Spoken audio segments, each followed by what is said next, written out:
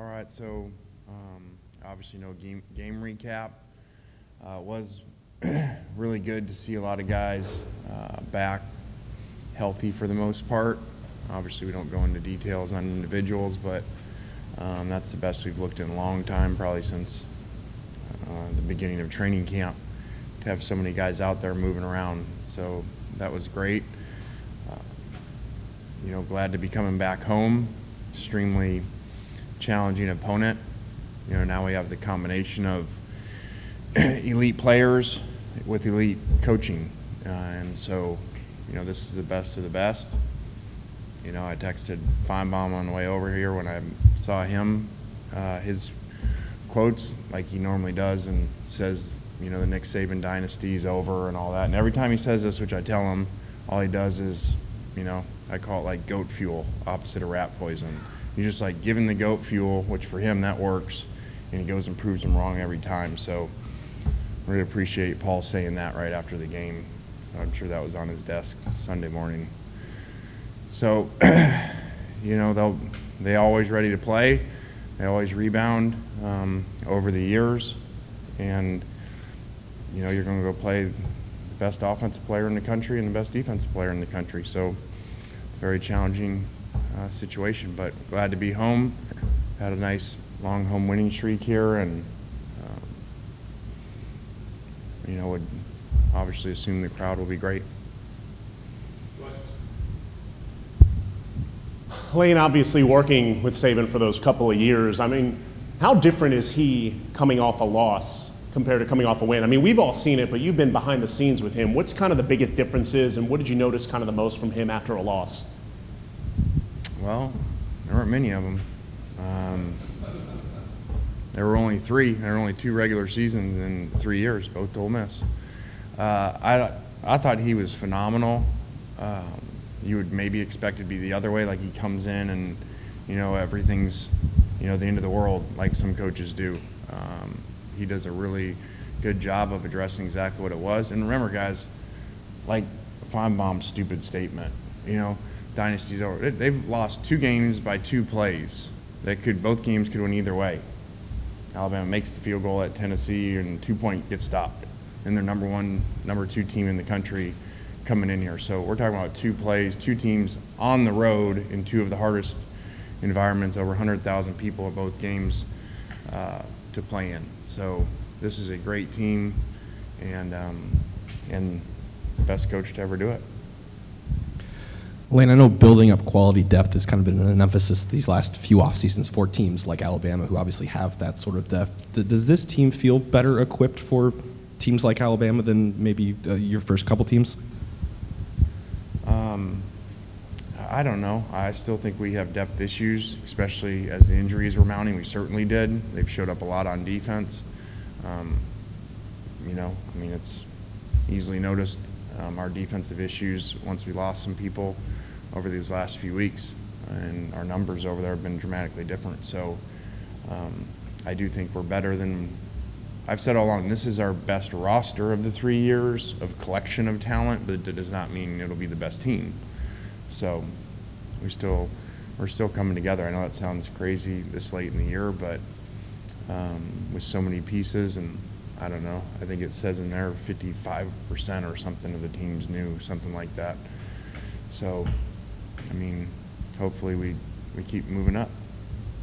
I know you've talked about this before. Obviously, your father was a legendary NFL defensive coordinator. You coached with Pete Carroll, but it seems like Nick Saban, and please feel free to correct me if I'm wrong, Nick Saban has had more of an impact on the way that you coach now than maybe Carroll or even your dad did. Is that accurate? And if so, why do you think that is?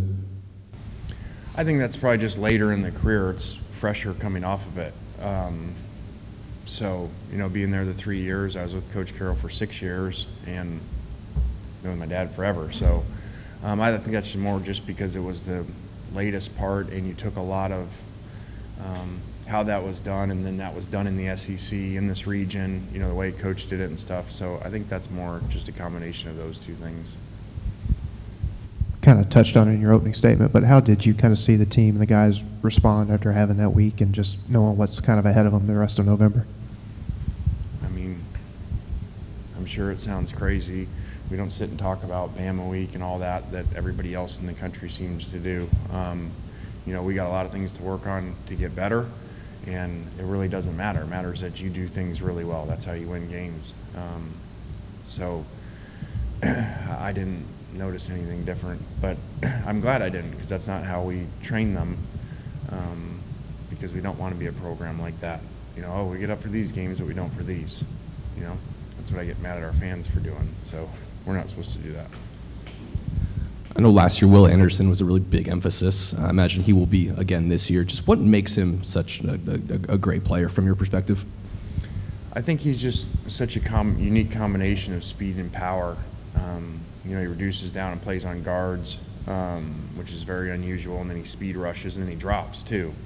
So that really doesn't seem to happen now as much. That was kind of the old 3-4 outside backer and then reduce, but he still does that. So it's just really unique combination, and he plays with relentless effort. I heard you talk about it on the teleconference Wednesday about all the Auburn smoke and all the reports. I know you're on social media too, so I'm sure you see it everywhere. And I know you said you're very comfortable here, but I mean, the players see that stuff kind of too. Did you have any conversations with them about all that smoke, any reassurances, and what has that kind of process been like? I don't, and maybe I'm wrong for that, just never have. Our players, we treat this like, we tell them pro mindset. We're here to work and get better every day and worry about what we can control. So we don't even talk about that.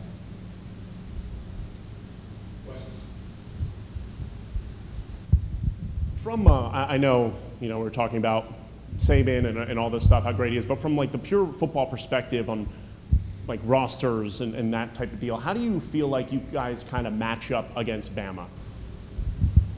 Well, that kind of gets into a lot of game planning stuff, but these guys have great players and great schemes. That's not the typical rat boys. They do. You look at the draft every year, and you'll see it again this year, and not often that you got a returning Heisman Trophy winner and the best player in the country, at positions where one touches the ball every down and the other one's lined up really close to the quarterback. So those are really the two best positions to have the best players at. So you got to do everything right in order to beat these guys. You got to coach really well, play really well, win situations, manage things, take risks.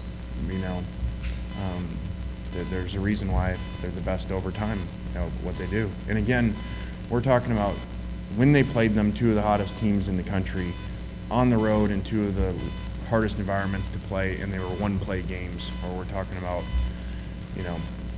really, if they win those two, then they're the number one team in the country coming in here. Lane Gibbs, their running back who transferred in, doesn't seem to be your atypical bruising power running back, but terrific speed, more like a chain maybe from A&M. You don't change anything particularly for him, do you? Yeah, great player. Really dynamic in what he does and gives you issues, and like you said, not old school, but really their offense isn't either. So he really fits into what their offense is, because that's not the old Alabama offense from years ago either. He's not the big bruising back that from a long time ago. So, and Bryce certainly isn't the physical stature of the old school quarterback. So I think it just fits in really well with what they do.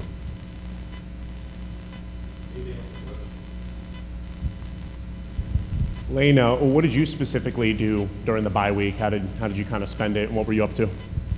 I did some recruiting, went to a couple different places, as well as our staff, and then I had a chance to see Knox play a game, and then got back yesterday. So, and that maybe sounds strange because they won the Super Bowl, so why they still played, but it was a regional game, and they got knocked off by this all-star team from Arizona, so they didn't play very well. How did he do, though, individually? He was okay. Their team really was outperformed.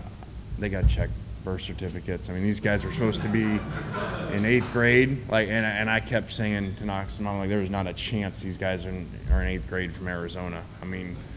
These guys looked like they were in 11th, 12th grade, so I don't know. They got to check the birth certificates. which I said the same thing when I went and watched the 8th graders here play against Tupelo, that Tupelo team, and those guys look like they're 20 years old too. So, all right, guys, have a good week.